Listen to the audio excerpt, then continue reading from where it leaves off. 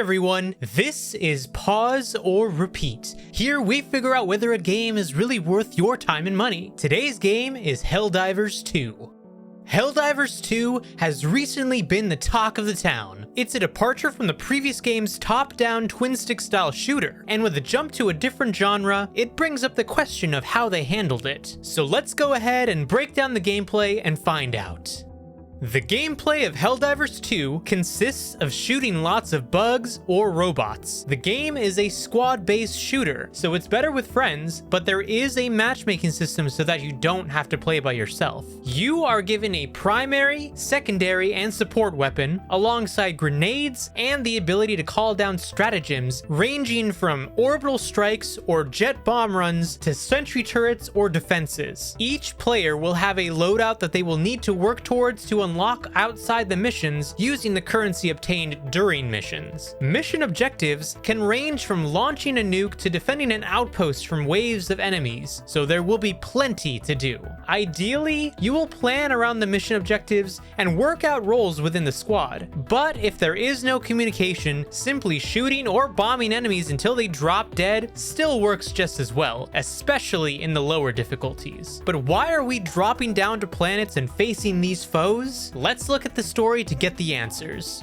The story of Helldivers 2 has you play a no-name Helldiver in charge of your own ship. Helldivers are supposed elite members of the military that are sent to drop down in hellpods to the surface of planets to help spread liberty and democracy across the galaxy. Super Earth's government has sent you all to liberate the galaxy from the clutches of the Terminids and the automatons. The story is very reminiscent of the movie Starship Troopers, even down to the blatant and bombastic propaganda. But now the question still stands: pause or repeat?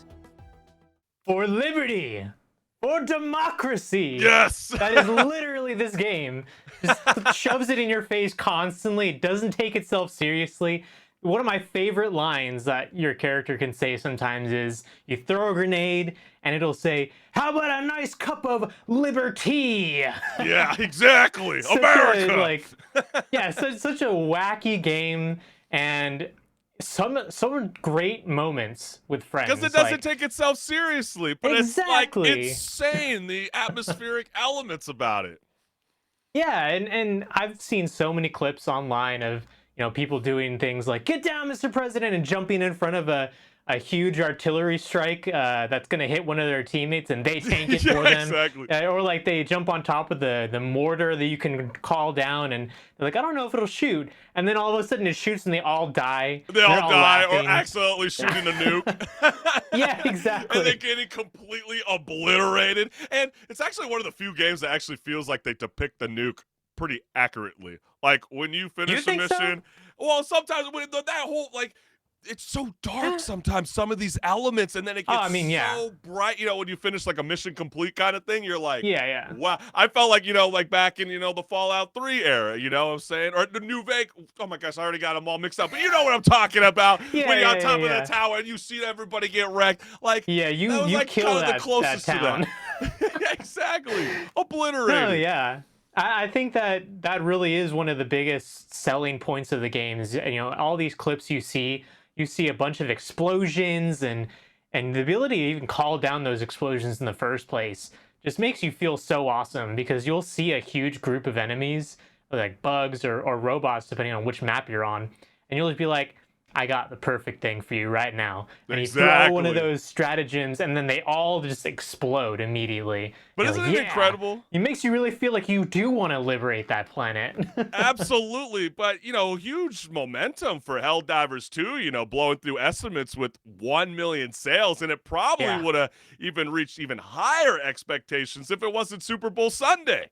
I mean, how incredible is that? I'm looking at the numbers right here. For a minor franchise, if you like to call it that, for a $40 game, it had over 155,000 concurrent peak to be more than double God of War's 73,000 peak. Why do you think that's the case? I'm not really too entirely sure on that. That kind of surprised me on a level. Oh, I'd say part of it for sure is the fact that, think about it, God of War took a while to come to PC, whereas this is immediately dropping on PS5 and PC at the same time. And excuse me. And on top of that, it's a multiplayer game. So you get to play with other people, you get to play with your friends. God of War, you can't really do that. It's more of a single player experience.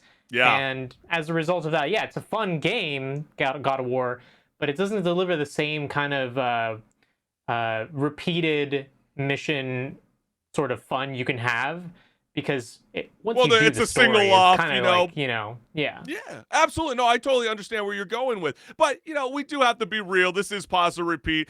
The game's got a very bad buggy issue right now. Players Yeah. around the world are taking to social media, sharing clips, also with positive reviews, as we just referenced at the top of pause or repeat. But, the crossplay element is what sells me. I love that you get to have PS5 and PC players come together. But yes, you can join along. If you have a friend online and you want to link together, you're probably not going to have buggy issues. But if you're just trying to meet randos online, it's not going to work out as well in the beginning. But because Yeah, and, they and really even got to on the fix that. first even on the first night that my friends and I wanted to play, like I kept disconnecting halfway through the mission and it wasn't really that fun as a result of that when that happened, but when it was working, it was fine.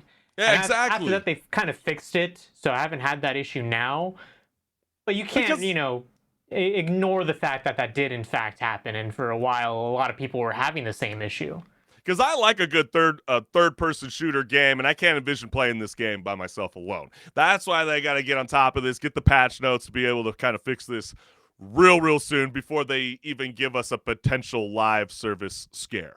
Well, that's you know, interesting that you bring up the live service though, because yes, it is a live service, and yes, it will get updates in the future. But when it comes to monetizing that, they're not really forcing you to really pay anything because you could technically buy the premium battle pass and earn it yourself rather than have to, shill out $10 to pay for it. You can, just play the game, earn the currency, which you can earn the currency in missions. You can earn them through the true. regular battle pass, and eventually you'll get enough that you can actually just buy the battle pass without having to pull out your wallet. Yeah, and it's so true. And I love fighting gigantic insects, everything from a red-eyed robot and so much more. You're gonna have a Dude, they're blast wrecking scary. havoc on Super The Earth. robots, I would say, are scarier than the bugs because we were Yeah. playing the bug missions for a while. Then we jumped into one of the robot missions, and we were like, "Dude, these guys actually shoot you back. That's Yeah. scary because they can kill you from further away than these bugs can." But I think the best way to describe this game is to hell and back and then back for some more. You're Yeah, going to have a exactly. blast. You're going to want to keep replaying this game. For me, it's a definite repeat. It's got so much potential. And kudos to the studio for allowing this game to be affordable for everybody to play. $40, I mean, Yeah, it someone says actually gets something it. when a lot of the games that have come out this year that are $70 haven't been doing well, but then a game like this comes out and it's $40 and everyone's like, yeah, this is great, $40, I'll pay $40 Well, the only reason easily. why I'm saying that is too, it's like, we're getting a lot more live service games. We reported on it last week with that. Over 500 studios are committed to creating or committing to live services. So if that's the case, and, we're going to be clowning later on patch notes, this quadruple A game that Ubisoft is now claiming with Skull and Bones that's been in development since 2017 when E3 was a thing, right? So that's where I have the problem with it. You expect that everybody's going to come forward, pay $70 for your game, and then we're just supposed to kind of wait around, not knowing any kind of inclination of what you're going to provide for us in the future. That's a major problem. And I feel like you're going to convince the gamer, like myself, that's already convinced that, okay, let me fork down $40. If I'm having fun and I'm engaging with this, for a good 3-month cycle, and more expansions start to arise, then I'm willing to give you that extra $30 to fulfill that full-fledged experiment. But other than that, the likes of like Suicide Squad and many others to come, like, it's disheartening. So this is a very, very good kudos to the team that created Helldivers 2. And I've never played the first one in mine. Yeah, So I didn't it either. makes me want to check it out because this is such a great anticipation for hopefully more studios to pursue because it's an incredible game. No, definitely. And I'm excited to see where they take it because they've already got plans to update it with another faction of enemies and I think even just the fact that you have so much to do as is says that I'm going to be playing this game for a while, which means yes, this is a repeat for me as well. Yeah, that's so awesome. So you, the gamers, you heard from both Henrik the Wreck and I. It is a repeat. You're definitely going to want to jump on this game while the hype is very much real at the top of the year of the Mamba. It's 2024 after all.